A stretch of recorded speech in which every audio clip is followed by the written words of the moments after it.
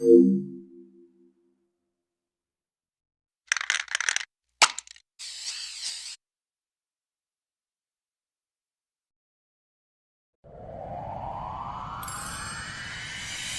na cabeça que estilo não é marra. E aí, Marquinhos DJ, faz o sample de guitarra.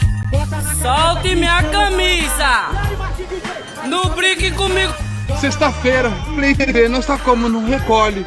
Ai, caralho, tá mal frio.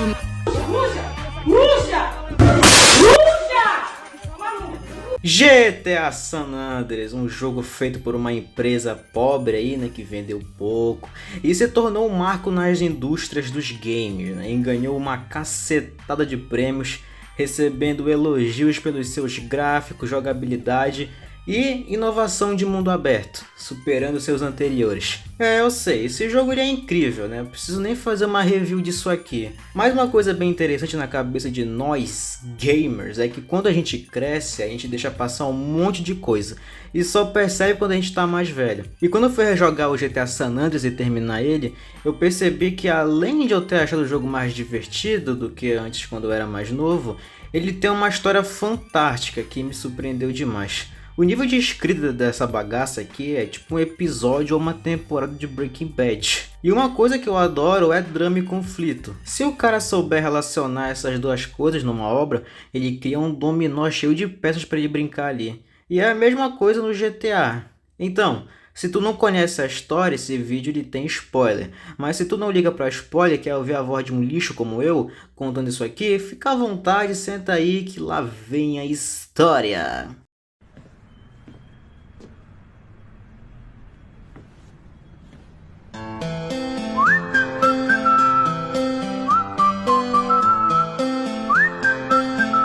Depois de viver por 5 anos em Liberty City, o Carl Johnson, ou CJ, retorna a Los Santos em 1992 para o enterro de sua mãe, assassinada em um tiroteio. No caminho entre o aeroporto e o bairro, o CJ é parado pelos policiais corruptos, o Frank Tempany e o Ed Pulaski, que plantam uma evidência usada no assassinato de outro policial, a fim de chantageá-lo para alguns trabalhos no futuro. Car 58. See you around like a donut, Carl. Officer Pendlebury's down. We'll be right over. Oh shit, here we go again. Após ser liberado, ele se encontra com a sua família e a sua gangue também, a Grove Street, entrando em quase que uma decadência. Ao mesmo tempo que começa a acertar questões antigas com seus companheiros de gangue e luta contra a influência de gangues rivais, negociantes de crack, o Carl ele começa a trazer a Grove Street de volta ao topo, juntamente com o Big Smoke, o Ryder e o Sweet, o seu irmão. O CJ também conhece o namorado de sua irmã, a Kendall, que é o César Villalpando. César Villalpando, sei lá que nunca... Eu não sei falar o nome desse cara direito. O líder da gangue Varros Los Aztecas. Eu espero estar falando certo o nome das gangues aqui, tá? Com quem consegue formar uma aliança. No entanto, às vésperas da Grove conseguir o controle total de Los Santos, o César informa que os dois melhores amigos do CJ, o Big Smoke e o Ryder, estão trabalhando em um conjunto com o Tempany e os Balas. Uma traição bem traidora, por sinal. O Sweet, ele é gravemente ferido no confronto com os Balas. O CJ chega para salvá-lo, mas ambos são presos, após a chegada da polícia.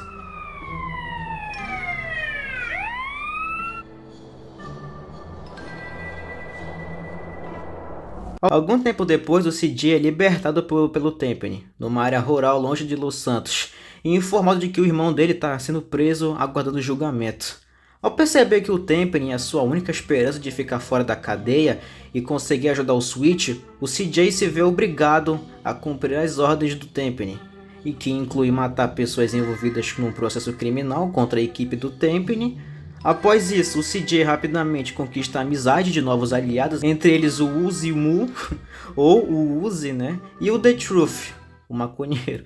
No que você acredita? No amor? Eu acredito na maconha. Através de César, o CJ conhece a Catalina, uma maníaca, que aceita a ajuda do CJ em alguns roubos pela região. E pra quem tá ligado, ela e o CJ tem um mini caso ali, né? E desenvolveram um caso em roubar coisas como um encontro, né? E até fazer atos libidinosos bizarros.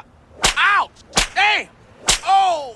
Mas assim como eu disse, né, ela é uma maníaca e o CJ se vê a obrigação de acabar com o namoro, porque não tava mais dando certo entre ele e a Catalina, né, cara? E ainda trocou ele pelo Cloud Speed do GTA 3 e desafia ele em uma corrida. Após vencer, o CJ ele ganha a escritura de uma oficina em San Fierro. Ao chegar, o CJ descobre que o local estava abandonado. O The Truth ajuda ele a conseguir uns mecânicos para tornar operante novamente aquela garagem, enquanto a Kendall cuida da gerência. Com a ajuda do Uzi, o CJ se aproxima da organização Loca Syndicate, comandada pelo trio Dizzy B, o T-Bone Mendes e o Mike Toreno.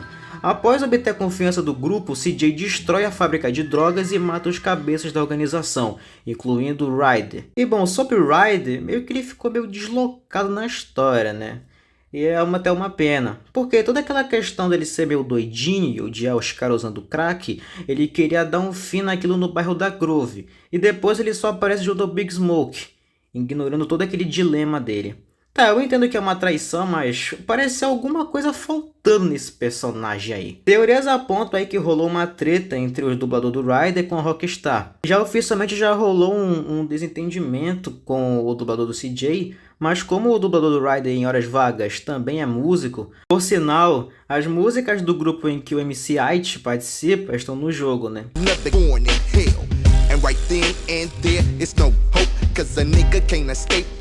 Então, na hipótese vaga, aqui é que talvez o dublador ele tenha ficado muito ocupado gravando discos na época e talvez não tenha conseguido tempo para gravar o material final. Então a Rockstar só deu o famoso arruma ali e deixou assim mesmo, mas o desfecho desse personagem para mim continua decepcionante. O Cal posteriormente descobre que o Toreno sobreviveu ao ataque. O Toreno trabalha para uma agência secreta do governo e propõe que o CJ faça alguns trabalhos clandestinos em troca da liberdade do Switch. Em Las Venturas, o CJ ajuda o Uzi a erguer um novo cassino, mas o empreendimento é ameaçado pela máfia. Com a ajuda dos músicos Kent Paul e o eu não sei falar o nome dos caras, e do ex-advogado Ken Rosenberg, o CJ se infiltra no cassino da máfia e articula um plano de roubo. Após fazer um último serviço para o Tempany e o Pulaski, o CJ é obrigado a cavar 2 covas no deserto, uma para si mesmo e outra para o Hernandez, um coitado daí da polícia que estava ali vagando por ali. O CJ ele se desvencilha da situação e mata o Pulaski, mas o Tempany escapa. Yeah, well, them's the breaks, fuck. Any last requests? Yeah. Can I fuck your sister? You an asshole to the end, punk motherfucker. Após salvar o Mad Dog de cometer suicídio, ele pede que o CJ seja seu empresário. O CJ ficou bem rico e retorna a Los Santos para ajudar o cara.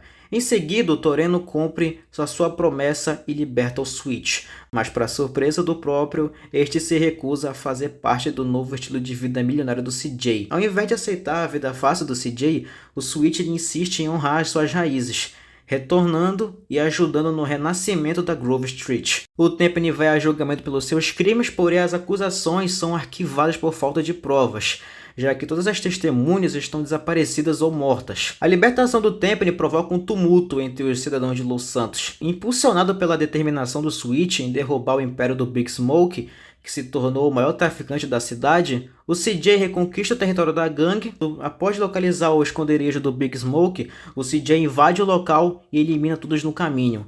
Antes de morrer, o Smoke confessa que se vendeu pelas promessas de dinheiro e poder feitas pelo Tempany, que aparece para levar sua parte da fortuna e fugir da cidade. Na fuga, o Tempany rouba um caminhão de bombeiros, mas o Switch ele se agarra naquela escada lá e o CJ parte para resgatar ele. Após uma perseguição pelas ruas de Los Santos, o Tempany perde o controle do veículo e cai de uma ponte. O CJ, que estava ali prestes a matar o cara, ele é impedido pelo Switch, que escolhe deixar o Tempany morrer num acidente. Com a morte do Tempany, os tumultos finalmente cessaram.